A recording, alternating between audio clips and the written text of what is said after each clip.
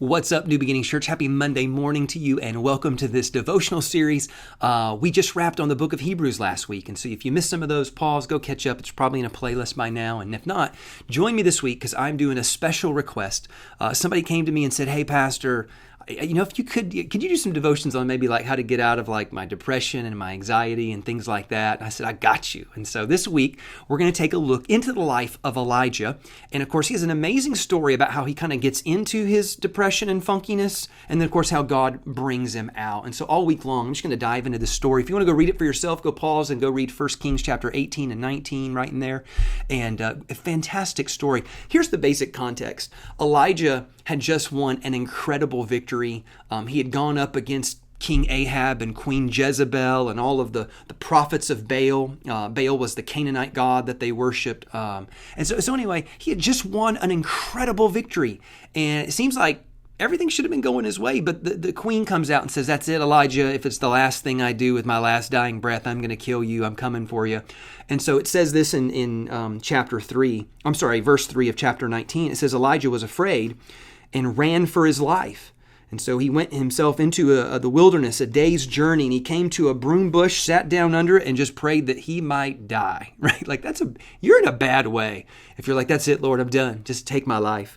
It goes on to say, he goes, "I've had enough, Lord. Take my life. I'm no better than my ancestors." He goes on to say, "I've been so zealous for the Lord, but the Israelites have rejected your covenant, torn down your altars, and put your prophets to death with the sword. Now I'm the only one left, and they're trying to kill me too."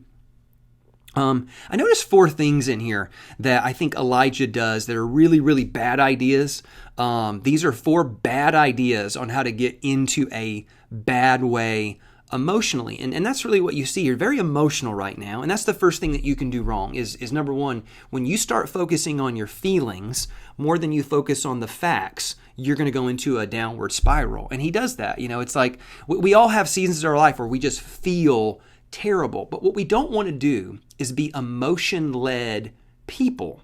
As people of faith, we want to be spirit-led, right? That's where we want to be. We want to be spirit-led, grounded in the scriptures. And recognize this, our emotions are powerful and they're so useful, but they should not lead the way. As a matter of fact, our emotions are usually reflectors of what's going on the inside of us and should constantly be examined and even questioned. And the really, really negative, toxic emotions that we feel, we should super question those because there's a good chance we might be wrong about them. And so that's what he's doing here.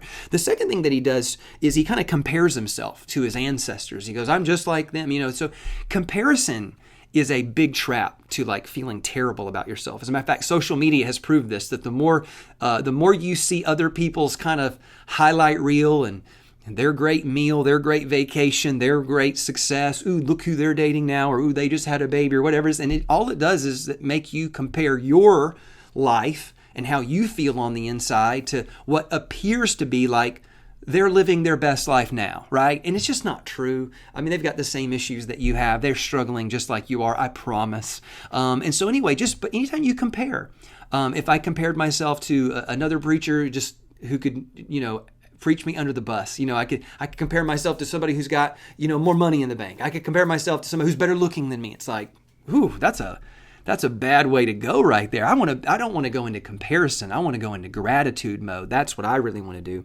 Here's another one he does. He just takes false blame. Again, I think once you get into a bad way, you get very much about yourself. Woe is me. Look, what about me? What about, you know what I mean? You get focused on you in a really unhealthy way. And then the fourth thing is that he just exaggerates the negative, right? And so he literally says that thing. He goes, "I'm the only one left. It's only me," right? And again, he's back to focusing on himself because he's in such a bad way emotionally. Well, the reality is that later on we find out, no, that's not true. He's not the only one left. That's just how he felt. It didn't match reality. And so I just want to encourage you today. Today, we want to be a people that take our emotions and surrender them to the Lord. I think about what the Apostle Peter said, when we cast our cares upon him because he cares for us. And so when we're in a bad way emotionally, we don't want to let the emotions lead the way. We don't want them to control our decision making. Oh, no. We want to take our emotions and examine them. Say, well, what am I feeling? And why am I feeling this way? And then asking, Lord, how would you rather me feel about this situation? Because God, I want to cast all these emotions over to you and let you help me process through these. Let me surrender them to you because I don't want to be emotion-led. I want to be spirit-led. Can I get an amen to that? And so, church, just be aware of your emotions today and say, you know what, I want to make sure at all times my emotions are fully surrendered to God. Church, I love you so much. God bless you guys, and I will see you tomorrow.